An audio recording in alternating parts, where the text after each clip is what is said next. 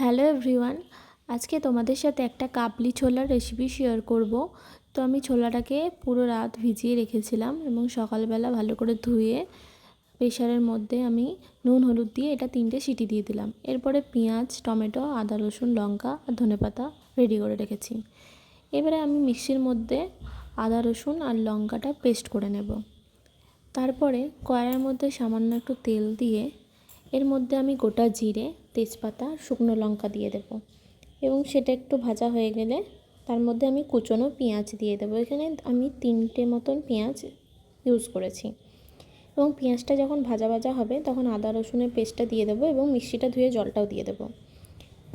একটু মশলাটা কষে নেওয়ার পর এর মধ্যে হলুদ, কাশ্মীরি লঙ্কার গুঁড়ো, ধনে গুঁড়ো, জিরে গুঁড়ো আর সামান্য একটু গোলমরিচ গুঁড়ো দিয়ে মশলাটা ভালো করে কষতে থাকবো। একটু লবণ দিয়ে দেবো যাতে পেঁয়াজটা তাড়াতাড়ি সেদ্ধ হয়ে যায়। এরপর মশলাটা একটু কষানো হয়ে গেলে এর মধ্যে টমেটো কুচিটা দিয়ে দেবো। এখানে আমি একটা টমেটো ইউজ করেছি। টমেটোটা সেদ্ধ হওয়ার জন্য সামান্য একটু করে জল দিয়ে আর ঢাকা দিয়ে আমি টমেটোটাকে সেদ্ধ করেছি আর মশলাটাকেও ভালো করে কষিয়ে নিয়েছি। ততক্ষণ কষাবে যতক্ষণ না মশলা থেকে তেলও ছাড়ছে আর টমেটোটা ভালো মতন সেদ্ধ হয়ে যাচ্ছে আর গলে যাচ্ছে। এরপর যখন মশলাটা কষানো হয়ে যাবে তখন ওর মধ্যে সেদ্ধ করা কাবলি ছোলাটা আমি দিয়ে দেব।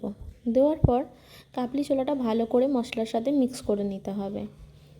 এরপর বাকি যেই প্রেশার কুকারে সেদ্ধ করা জলটাও ছিল সেই জলটাও দিয়ে দেব এবং দেওয়ার পর ছোলাটাকে হাতার মাধ্যমে একটু করে ভেঙে নেব যাতে একটু গ্রেভিটার টেস্ট হয়। এরপর ততক্ষণ ফোটাবো যতক্ষণ না গ্রেভিটা কমে আসে। তারপরে ওপর থেকে গরম মশলা আর ধনেপাতা ছড়িয়ে গরম গরম সার্ভ করব। তো এই ছিল আজকের কাবলি ছোলা রেসিপি। যদি তোমাদের ভালো লাগে like, comment, share. Bye bye.